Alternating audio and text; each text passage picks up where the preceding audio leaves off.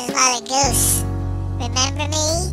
I have all these nursery rhymes I keep in a bag just for you.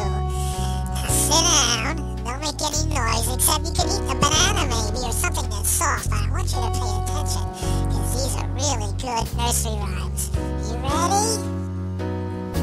Here's one called Sing a Song of Sixpence, A Pocket Full of Rye, or Blackbirds in the Pie.